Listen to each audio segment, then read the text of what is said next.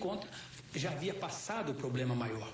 Foi o atentado ao Papa que fizeram e que, graças a Deus, a Nossa Senhora de Fátima o salvou, conforme ele diz, e tanto é que no dia 6 de outubro de 2000, a Nossa Senhora de Fátima fará uma peregrinação pelo Vaticano, fará um pernoite dentro do Vaticano, aonde o João Paulo II rezará uma missa na capela particular em agradecimento a Nossa Senhora de Fátima por ter sido salvo daquela bala fatídica que aquele senhor disparou, logicamente, para tentar matar o Papa. Interesse político não cabe a mim agora julgá-lo e nem discriminá-lo, porque já aconteceu e, graças a Deus, o Papa se salvou desse fato. Bom, vamos falar sobre o segredo de Fátima depois do nosso intervalo. Nós vamos aqui para o primeiro intervalo do programa e voltamos daqui a pouco. Vamos falar mais a respeito da religião católica. Temos ainda o assunto que, para nós brasileiros, é muito importante também, com relação à imigração italiana, a participação dos italianos na nossa cultura, na formação da nação brasileira. Enfim, tudo isso logo após o nosso intervalo dentro de instantes.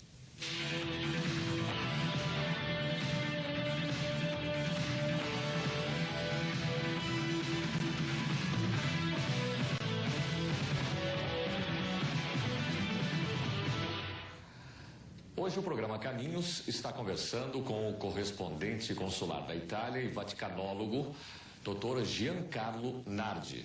Doutor Giancarlo, nós falamos antes do intervalo sobre o segredo de Fátima.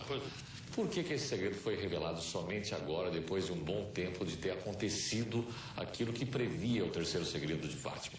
Tem uma explicação para isso? Tem. Tinha um tempo para ser divulgado e o Papa achou melhor divulgar no dia 13 de maio, conforme a festa da Nossa Senhora de Fátima, porque, repito, ele acha que foi que lhe salvou a vida. Os outros dois segredos já tinham sido revelados já há tempo e tinham sido acertados.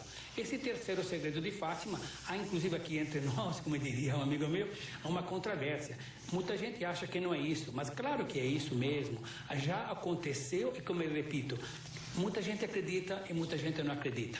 Mas as informações que o Vaticano passou, inclusive vai lançar uma cartilha a todos os bispos, a todas as igrejas, a respeito disso, que realmente esse segredo de Fátima é aquilo que está escrito, que foi divulgado pelo cardeal Sodano, que inclusive aqui esteve na última festa.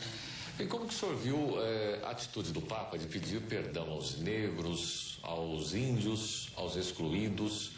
O senhor vê isso como realmente um perdão por algo que aconteceu, um desvio da história da Igreja Católica?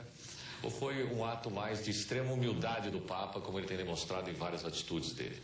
Isso dou uma opinião minha pessoal. Eu acho que foi um ato de uma extrema humildade do Papa, inclusive está, não digo gerando polêmica, mas tem muita gente que ele acha que o Papa está pedindo muito perdão, quando na realidade não deveria ser. Só que muita gente não tem a coragem de dizê-lo e eu estou aproveitando a sua televisão para lhe dizer isto. Os excluídos, digamos, os negros e os índios, claro que merece um perdão. Também é de convir que não foram todos os católicos que fizeram mal para essas pessoas. Existem outras pessoas, outras religiões. Naquela época talvez não tinha a rede vida para passar as notícias em primeiras mãos. Então eles ficavam cerceados dessas informações.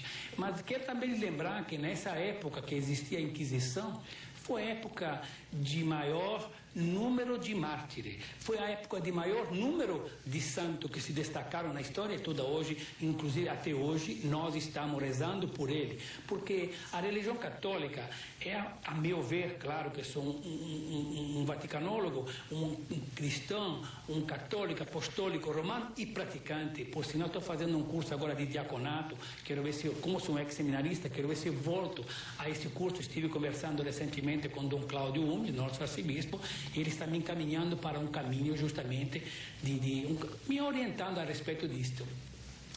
Foi a época realmente que surgiram estes mártires, essas coisas, é a época da Inquisição. Aconteciam muitas coisas, só que não eram divulgadas. Agora, a imprensa hoje só divulga as coisas ruins e não divulga as coisas boas, mas foram feitas também naquela oportunidade de coisas boas. Eu vou te contar uma pequena particularidade. Em 1292, quando da primeiro ano santo da história do cristianismo e da religião católica, O próprio Dante Alighieri foi o primeiro ano santo da história, com o Papa Bonifácio VIII em Roma. O Dante Alighieri escreveu a Divina Comédia, escreveu aqueles livros, O Inferno de Dante, que todo mundo conhece, porque o Dante Alighieri era um homem que falava mal da Igreja Católica.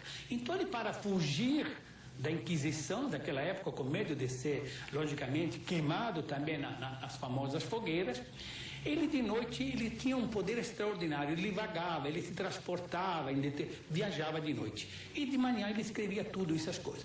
Todas essas coisas que aconteceram foram escritas pelo próprio Dante Alighieri, de sonho, de viagem que ele fazia durante a noite. E começou a falar bem da Igreja Católica. Tanto é que em 1292, repito, quando foi o primeiro ano santo da história do catolicismo, o próprio Dante Alighieri saiu de Firenze, de Florença, como vocês dizem, e foi até Roma a pé, 435 quilômetros, na qual 3 milhões de pessoas, naquela oportunidade, acolheram, justamente, foram visitar o Papa e foram ao Ano Santo em Roma a pé, da Europa inteira, praticamente, e principalmente da Itália. Bom, vamos falar de um assunto que pouca gente sabe no Brasil. Pois não. Nem todos sabem, evidentemente. O Papa João Paulo II, né, ou na época o cardeal Karol Wojtyła, certo, no momento da escolha que acabou recaindo sobre o seu nome para Papa, pois não, cada cardeal dava o seu voto, não é? Certo. Foi na eleição que escolheu João Paulo II. É verdade que o João Paulo, nosso Papa, votou, não nele, votou no brasileiro. É verdade isso? Eu vou te contar uma pequena história, 2 minutinhos eu vou terminar. Era o seguinte: o Papa foi eleito quase que 3 vezes para ele aceitar esse mandato de papato. Existiam 3 cardeais fortíssimos para ser Papa. O primeiro era o cardeal Benelli de Florença, o segundo era o cardeal Siri de Gênova e o terceiro era o cardeal Papalardo de Palermo. Esses cardeais, logicamente, não estavam proibidos de dar informações. E naquela oportunidade, precisava de 76 votos para ser eleito Papa. O próprio cardeal Benelli, de Florença, repito, chegou a ter 73 votos para ser eleito Papa. Faltaram 3 votos para ele ser eleito Papa. E a imprensa, vocês da imprensa são muito astutos, muito auspiciosos, né? Então fizeram uma entrevista com todos os cardeais na época e ficaram de não divulgar digamos, essas informações até confidenciais. Mas a imprensa divulgou essas informações e no dia seguinte teve outras eleições. E o próprio cardeal Karol Wojtyła, naquela oportunidade, não acreditava que ele fosse eleito para aquilo que eu te contei agora há pouco. Porque há 452 anos que não se elegia um Papa no italiano. Quando você fala de Roma, você fala de Papa. Quando você fala de Papa, você fala na Itália, você fala de Roma. Quer dizer, uma coisa ligada à outra. Tanto é que ele não acreditou que ele fosse eleito. Ele votou no Dom Aloysio Loscheide, que chegou a ter 11 votos naquela oportunidade.